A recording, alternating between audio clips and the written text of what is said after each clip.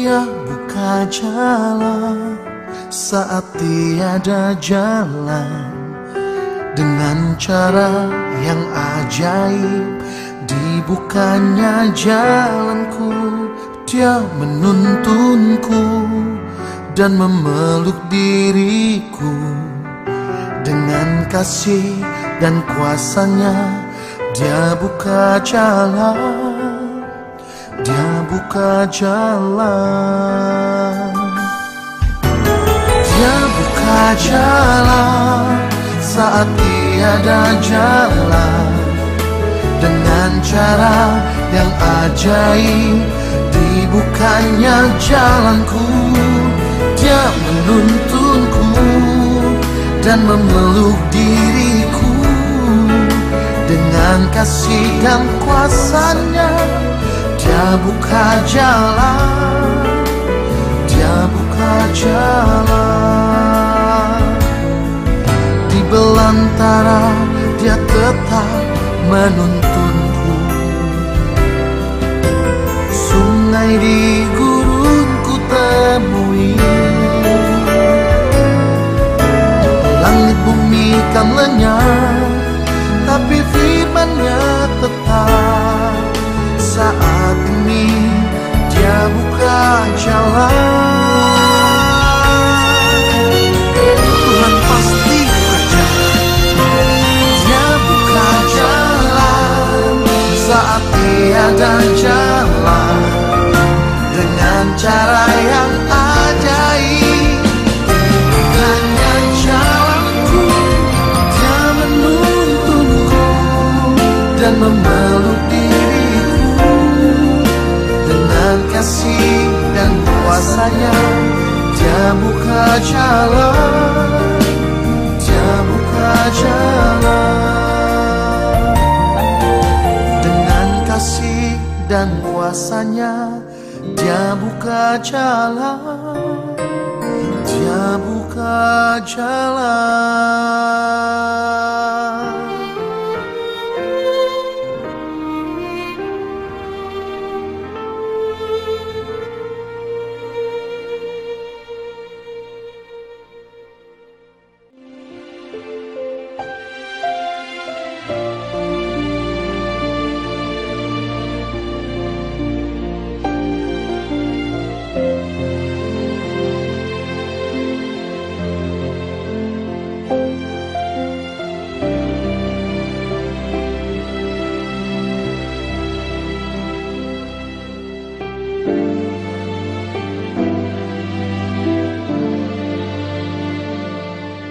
Engkau ada bersamaku di setiap musim hidupku. Tak pernah Kau biarkan ku sendiri.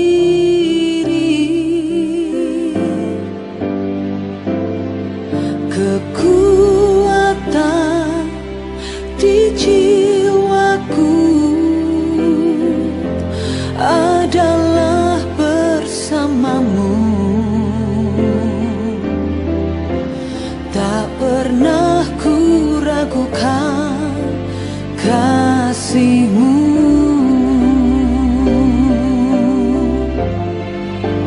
Bersamamu Bapa, ku lewati semua.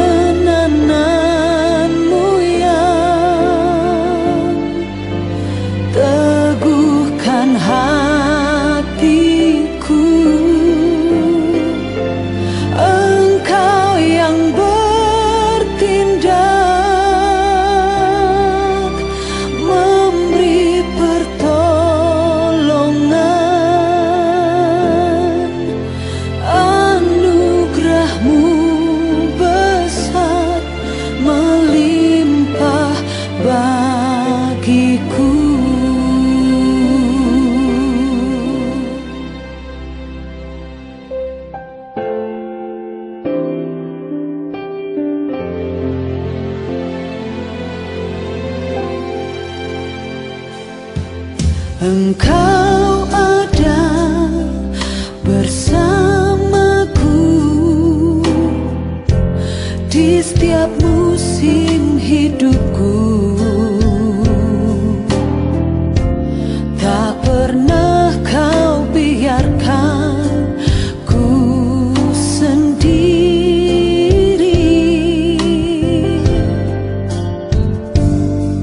Kekuatan di jiwaku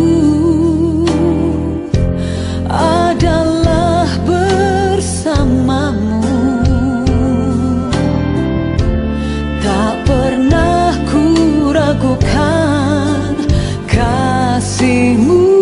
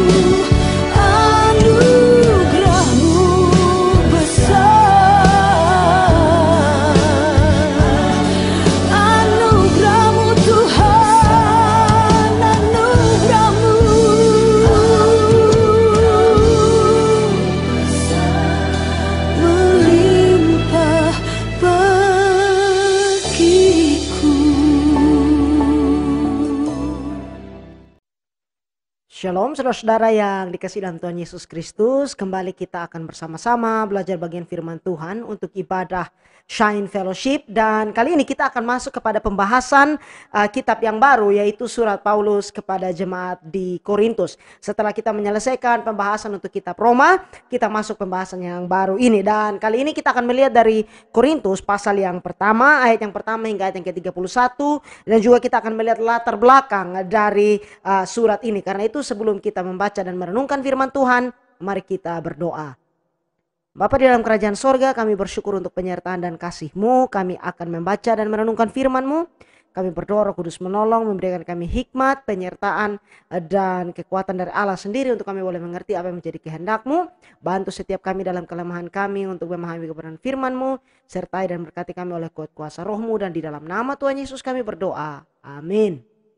Saudara, sebelum kita akan membahas kitab ini lebih jauh, melihat pembahasan dan hal-hal yang Paulus angkat di sana, kita akan lihat terlebih dahulu pengantar kepada surat 1 Korintus ini.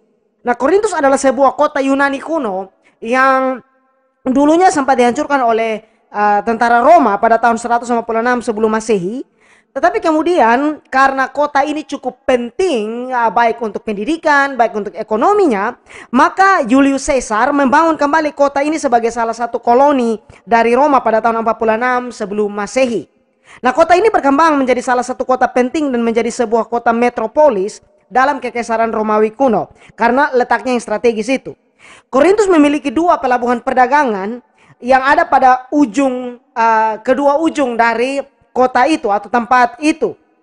Dan biasanya untuk menghindari berlayar memutar dari perairan yang ada di Korintus itu, di mana perairan itu penuh dengan para bajak laut, kemudian resiko yang besar di sana, maka biasanya mereka berhenti di salah satu pelabuhan atau di pelabuhan yang satu. Kemudian kalau kapal yang kecil ditarik ke darat, dimuat di atas sebuah kereta khusus, kemudian mengikuti jalan darat, menyeberangi wilayah atau kota itu ke pelabuhan di ujung yang satunya. Tetapi kalau kapal itu terlalu besar, maka muatannya yang diturunkan kemudian dimuat di atas di atas kereta, kemudian diseberangkan dan dilanjutkan di pelabuhan berikut. Nah, kota ini menjadi pusat pendidikan, pusat perdagangan, dan juga pusat penyembahan berhala, khususnya penyembahan dewa atau dewi Aphrodite yang dipercaya oleh orang-orang di sana sebagai dewi kesuburan, yang mana penyembahan terhadap dewi ini melibatkan pelacuran bakti. Dan hal ini juga kemudian menjadi persoalan yang Paulus tegur dengan keras terhadap jemaat di Korintus ini. Nah, bukan saja dengan penyembahan berhala yang kuat, kota ini juga cukup makmur dan baik ekonomi dan filsafatnya seperti yang saya singgung tadi. Catatan mengenai pelayanan Paulus di Korintus ini bisa kita lihat di dalam Kisah Para Rasul pasal yang ke-18. Paulus baru saja melayani di Athena, lalu dia pergi ke Korintus. Dan di sana dia bertemu dengan Aquila dan Priscilla yang kemudian menjadi rekan pelayanan dan rekan kerjanya. Di Korintus, Paulus berkhotbah di rumah ibadah orang Yahudi dan memberitakan Injil di sana. Pelayanan ini kemudian mendapat pertentangan dari orang-orang Yahudi yang menolak Injil. Tetapi tidak semua menolak pemberitaan Paulus. Ada Crispus yang adalah kepala rumah ibadah yang menjadi percaya, dan juga ada Justus yang mendukung pelayanan dari Paulus. Nah, Paulus melayani di Korintus itu selama 1,5 tahun. Kemudian saat Galio menjadi gubernur Akaya, nah Akaya ini adalah provinsi di mana Korintus itu berada, orang-orang Yahudi mulai kembali menyerang Paulus. Dan karena mereka sudah mengganti kepala rumah ibadah itu dari Crispus kepada Sostenes, maka mereka mengadukan bersama dengan Sostenes, mengadukan Paulus ke Galio. Tetapi Galio menolak mengadili perkara mereka sehingga mereka menjadi marah dan kemudian menyerang Sostenes. Nah, mereka berpikir bahwa Sostenes gagal untuk mengadukan atau membawa perkara dari Paulus ini ke Galio, sehingga mereka menyerang dan memukul Sostenes.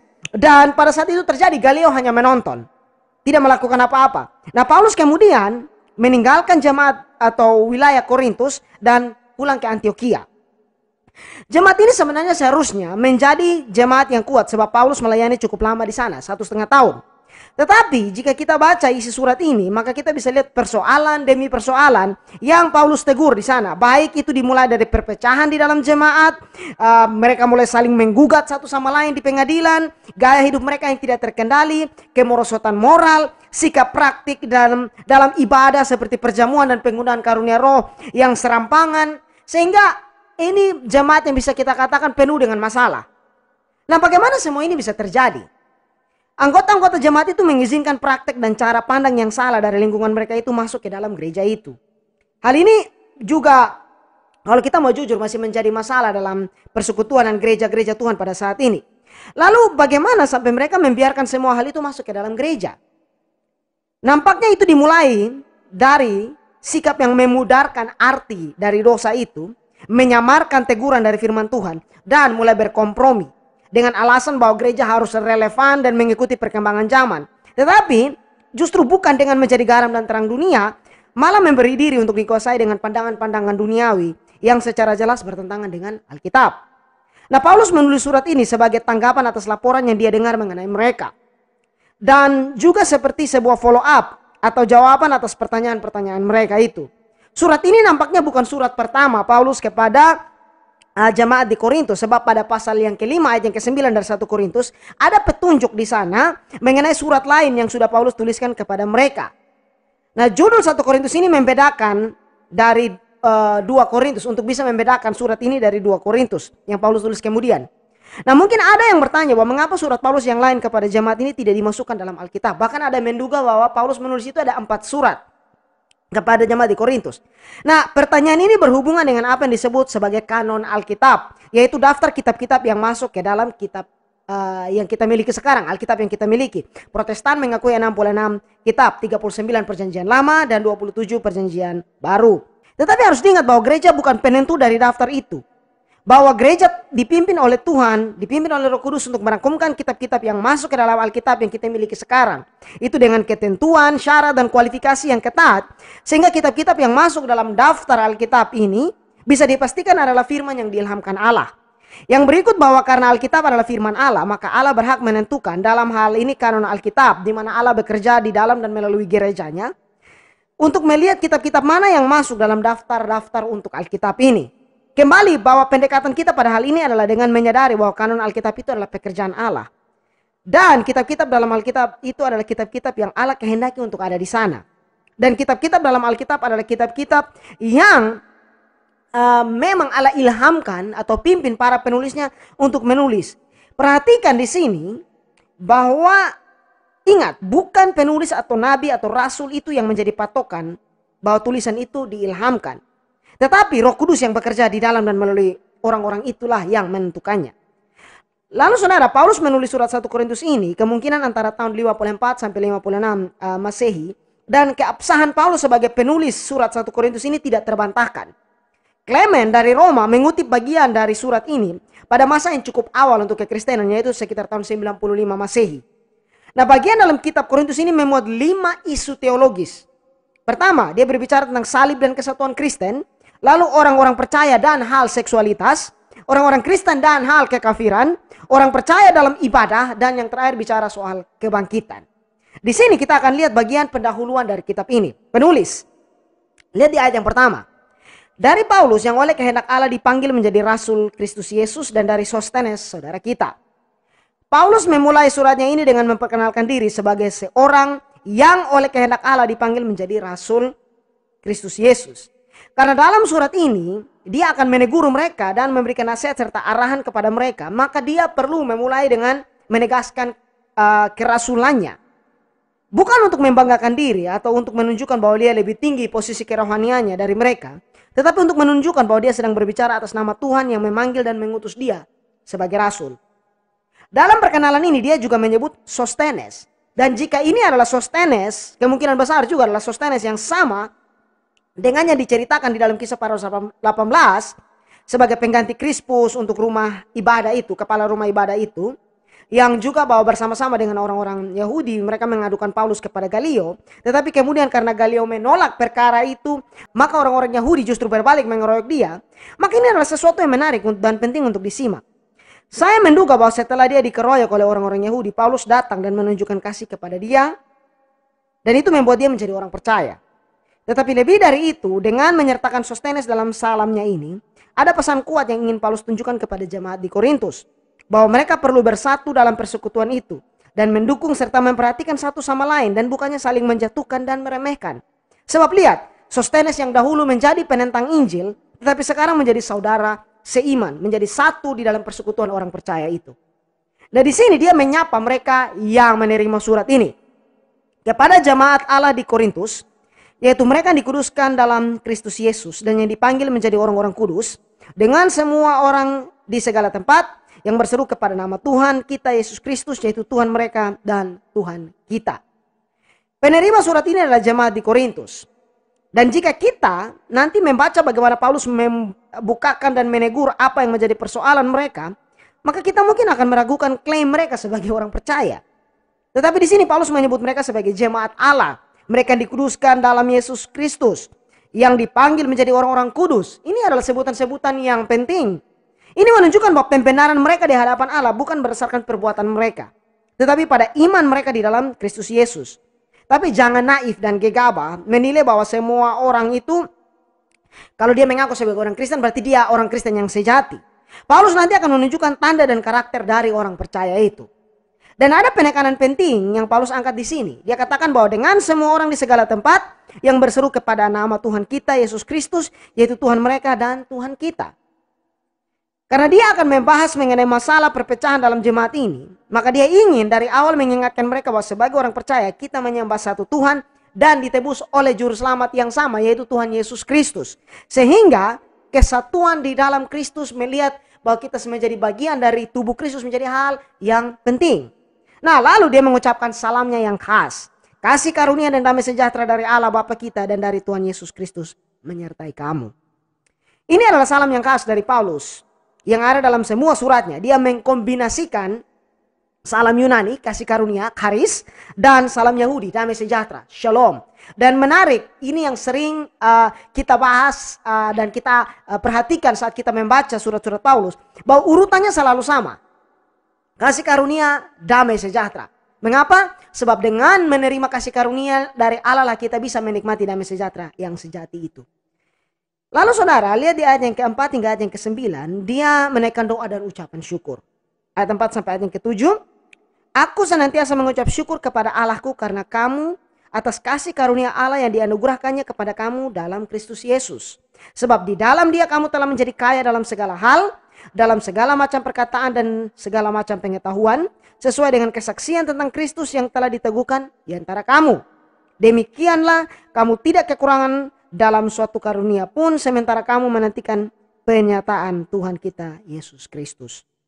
Paulus menaikkan ucapan syukur kepada Allah sebab jemaat di Korintus ini diberkati dengan luar biasa, terutama dalam hal pengetahuan mereka. Tetapi dia ingin agar mereka di dalam pengetahuan yang ada tetap bertekun di dalam iman dan menanti penyataan Tuhan, kedatangan Tuhan. Lalu lihat di ayat yang ke-8 dan 9, ia juga akan meneguhkan kamu sampai kepada kesudahannya, sehingga kamu tak bercacat pada hari Tuhan kita Yesus Kristus. Allah yang memanggil kamu kepada persekutuan dengan anaknya Yesus Kristus, Tuhan kita adalah setia. Ingat, yang menopang kita hingga pada akhirnya adalah Allah sendiri. Paulus bukan saja bersyukur atas pengetahuan yang dimiliki oleh jemaat ini, tetapi dia juga berdoa dan percaya bahwa Allah akan meneguhkan mereka sampai kepada kesudahannya. Paulus memberi dasar pengharapan itu bahwa Allah yang telah memanggil kamu kepada persekutuan dengan anaknya Yesus Kristus, Tuhan kita adalah setia.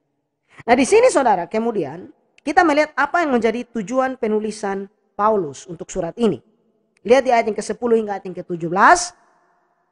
Tetapi aku menasihatkan kamu saudara-saudara demi nama Tuhan kita Yesus Kristus, supaya kamu seia sekata dan jangan ada perpecahan di antara kamu, tetapi sebaliknya supaya kamu erat bersatu dan sehati sepikir.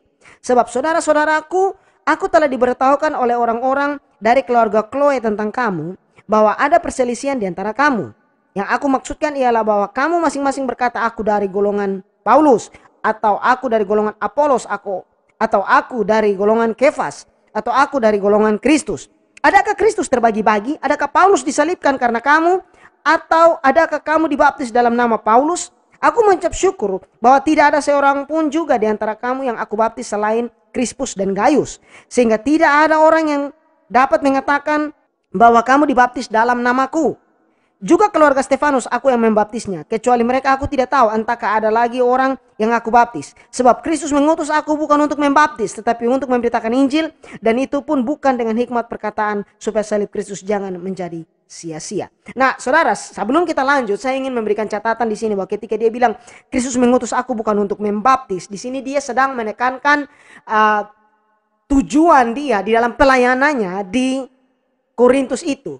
Paulus bukan bermaksud bahwa baptisan itu tidak penting, tetapi di sini dia mau menekankan kepada jemaat itu bahwa semua ada di dalam Kristus. Tujuan dia datang untuk memberitakan Kristus yang sama, yang juga disampaikan oleh Apolos dan juga Kefas. Nah, di sini Paulus mengungkapkan bahwa tujuan dia menulis surat ini adalah karena dia mendengar dan tahu bahwa ada perpecahan di antara jemaat itu. Ada yang dari golongan Kefas, ada yang dari golongan Apolos. Perhatikan bahwa perpecahan itu justru bukan dimulai oleh para pemimpin ini. Persoalannya bahwa jemaat ini terbagi-bagi dalam kelompok-kelompok sesuai dengan pemimpin rohani favorit mereka.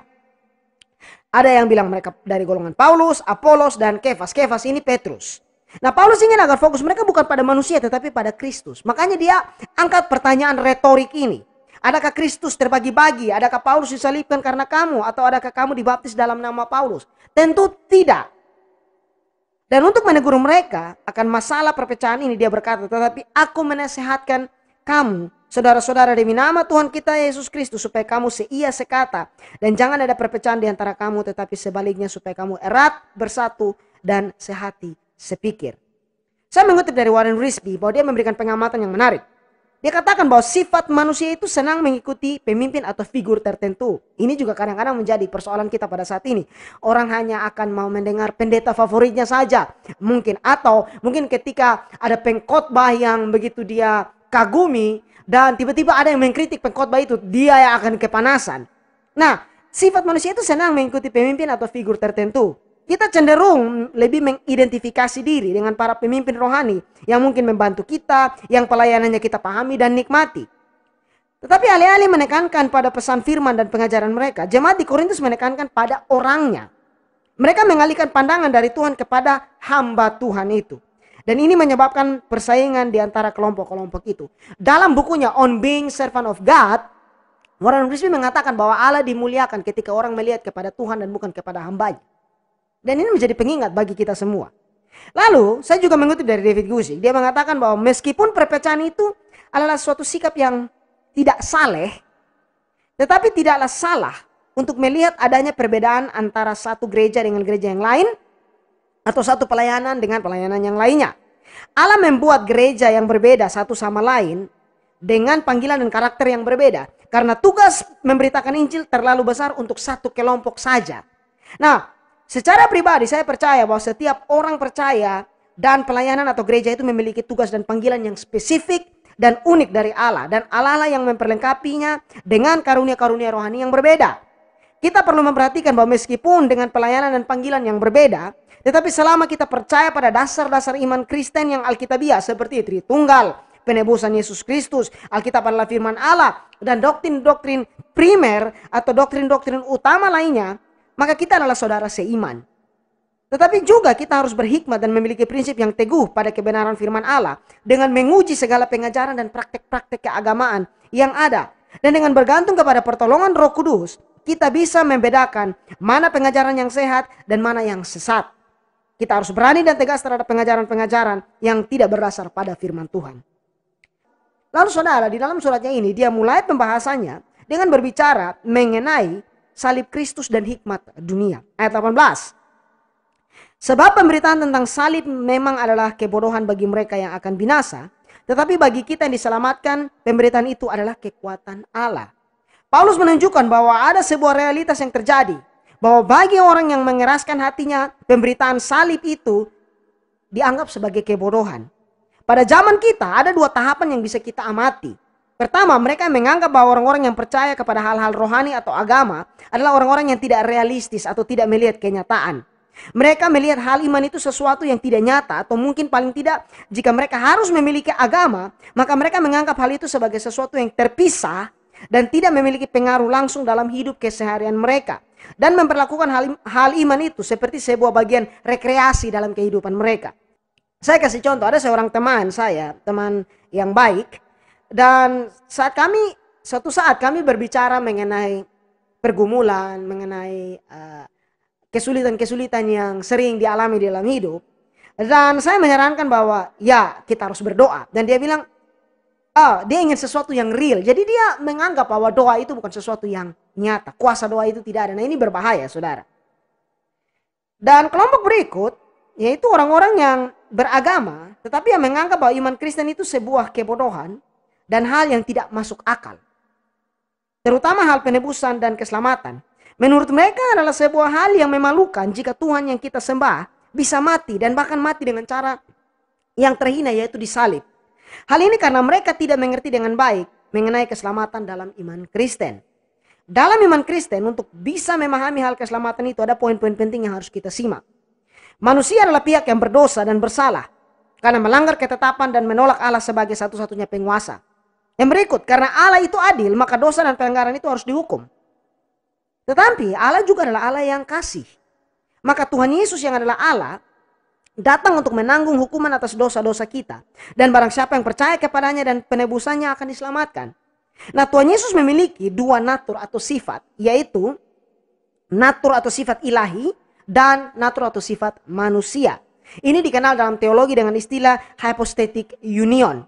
Sehingga yang mati di kayu salib adalah kemanusiaannya, sedangkan ia tidak berhenti menjadi Allah. Jika ada yang mengira dan bertanya bahwa mengapa Tuhan orang Kristen bisa mati, jawabannya orang Kristen tidak percaya bahwa Tuhan itu bisa mati. Itu sesuatu yang mustahil, itu sesuatu yang konyol dan bahkan lucu. Saat anak Allah menjadi manusia, dia tidak kehilangan keilahiannya, tetapi dia ketambahan natur atau sifat manusia itu. Saudara bisa baca ini lebih jauh dalam Filipi pasal 2 ayat 5 sampai 8. Nah, tetapi semua pandangan yang salah dan terkesan memandang rendah iman Kristen dan Injil Kristus harusnya tidak membuat hati kita menjadi lemah dan membuat kita malu. Mengapa? Sebab bagi kita yang diselamatkan, pemberitaan itu adalah kekuatan Allah. Lalu saudara lihat di ayat yang ke-19 hingga 21. Karena ada tertulis, aku akan membinasakan hikmat orang-orang berhikmat dan kearifan orang-orang bijak akan kulenyapkan. Di manakah orang-orang yang berhikmat? Di manakah ahli Taurat? Di manakah pembantah dari dunia ini? Bukankah Allah telah membuat hikmat dunia ini menjadi kebodohan? Oleh karena dunia dalam hikmat Allah tidak mengenal Allah oleh hikmatnya, maka Allah berkenan menyelamatkan mereka yang percaya oleh kebodohan pemberitaan Injil. Paulus membuat kutipan dari Yesaya 29 ayat 14. Dan konteks dalam Yesaya 29 itu berbicara mengenai orang-orang yang menentang Allah karena mereka buta dalam kerohanian mereka. Kelompok yang Paulus sebutkan di sini, orang yang berhikmat, ahli Taurat, pembantah dari dunia ini, mereka bukanlah orang-orang yang tidak tahu akan kebenaran, tetapi mereka menolak kebenaran itu. Alkitab menunjukkan bahwa hikmat dunia itu tidak bisa menandingi hikmat Allah.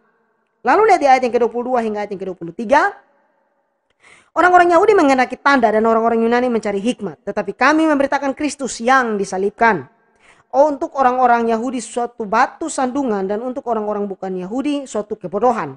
Tetapi untuk mereka yang dipanggil baik orang Yahudi maupun orang bukan Yahudi, Kristus adalah kekuatan Allah dan hikmat Allah. Sebab yang bodoh dari Allah lebih besar hikmatnya daripada manusia, dan yang lemah dari Allah lebih kuat daripada manusia. Paulus menunjukkan bahwa apa yang dicari oleh orang Yahudi, tanda Mesias itu, dan yang dicari oleh orang Yunani yaitu hikmat, digenapi dan terjawab di dalam Yesus Kristus. Secara penerapannya, pesan Paulus ini menjadi pengingat bagi gereja Tuhan. Apa yang menjadi pusat dan inti pemberitaan kita? Harusnya kita mengatakan bersama Paulus di sini, kami memberitakan Kristus yang disalibkan. Itu menjadi poin utama di dalam pemberitaan firman yang kita sampaikan. Baik dalam persekutuan, baik dalam sharing, baik terutama juga di dalam khotbah-khotbah di gereja. Yang terakhir saudara, kita akan melihat tentang panggilan jemaat di Korintus. Ingat saja saudara-saudara bagaimana keadaan kamu ketika kamu dipanggil. Menurut ukuran manusia, tidak banyak orang yang bijak, tidak banyak orang yang berpengaruh, tidak banyak orang yang terpandang. Tetapi apa yang bodoh bagi dunia, dipilih Allah untuk memalukan orang-orang yang berhikmat. Dan apa yang lemah bagi dunia, dipilih Allah untuk memalukan apa yang kuat. Dan apa yang tidak terpandang dan yang hina bagi dunia, dipilih Allah. Bahkan apa yang tidak berarti, dipilih Allah untuk meniadakan apa yang berarti. Supaya jangan ada seorang manusia pun yang memegahkan diri di hadapan Allah. Tetapi oleh Dia kamu berada dalam Kristus Yesus yang oleh Allah telah menjadi hikmat bagi kita, yang membenarkan dan menguduskan dan menebus kita. Karena itu seperti ada tertulis, barang siapa yang bermegah hendaklah ia bermegah di dalam Tuhan. Nah, ada beberapa catatan yang perlu kita perhatikan di sini. Bahwa saat Paulus mengatakan, tetapi apa yang bodoh bagi dunia dipilih Allah untuk memalukan orang-orang yang berhikmat, dan apa yang lemah bagi dunia dipilih Allah untuk memalukan apa yang kuat, dan apa yang tidak terpandang dan yang hina bagi dunia dipilih Allah, bahkan apa yang tidak berarti dipilih Allah untuk menyediakan apa yang berarti, supaya jangan ada seorang manusia pun yang memegahkan diri di hadapan Allah. Nah, ini bukan untuk mendorong sikap malas belajar dan menggali firman Tuhan, tetapi untuk bersikap rendah hati. Sebab ada orang yang menolak hal pendidikan teologis atau membahas hal-hal doktrinal, pengajaran mengenai firman Tuhan yang mendalam dengan memakai ayat ini. Menurut mereka yang penting percaya saja, dan bahkan menuduh orang-orang yang terlibat dalam hal pembelaan iman dan penggalian yang dalam mengenai firman Allah. Contoh mungkin studi kata, teologi, sejarah dan seterusnya. Sebagai orang-orang yang arogan, yang angkuh. Nah, ini adalah sikap yang bukan saja salah tetapi berbahaya. Jemaat Tuhan perlu dididik dalam pengenalan yang benar di dalam imannya. C.S. Lewis mengatakan bahwa saya rasa setiap orang yang ingin benar-benar berpikir tentang Allah, ingin memiliki gagasan atau pengertian yang paling jelas dan akurat yang tersedia tentang Allah. Anda bukan anak-anak. Mengapa Anda harus diperlakukan seperti anak-anak? Nah, dengan semua yang mereka miliki ini, orang-orang Korintus ini, kekayaan dan hikmat, jemaat di Korintus ini nampaknya memiliki kecenderungan untuk menjadi tinggi hati dengan semua itu. Itu bisa kita lihat dalam surat ini di pasal yang keempat ayat 6, ayat 18 sampai ayat 19, dan pasal yang kelima ayat yang kedua. Tetapi Injil kasih karunia Allah tidak memberikan ruang untuk kesombongan pribadi. Tuhan tidak terkesan dengan penampilan kita, posisi sosial kita, pencapaian kita, apa yang kita miliki, status kita, keuangan kita, tidak. Dia ingin hati yang mau dibentuk, taat, tulus, dan yang mengasihi. Lalu dikatakan di sini bahwa tetapi oleh Dia kamu berada dalam Kristus Yesus yang oleh Allah telah menjadi hikmat bagi kita, yang membenarkan dan menguduskan dan menebus kita.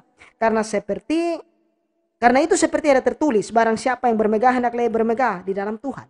Paulus menutup pasal ini dengan pesan yang kuat ini, bahwa karena setiap orang yang percaya itu ada di dalam Yesus dan memiliki semua yang mereka butuhkan di dalam Kristus, maka mengapa harus bersaing satu sama lain atau membandingkan satu sama lain? Panggilan kita unik dan berbeda dan harus dipakai untuk mendukung satu sama lain. Tuhanlah yang melakukan semua itu di dalam kita. Sehingga kita harus mengatakan bahwa barang siapa yang bermegah hendaklah ia bermegah dalam Tuhan. Ini kutipan dari Yeremia pasal yang ke-9 ayat yang ke-24. Nah, perhatikan di sini ada 3 kata kunci.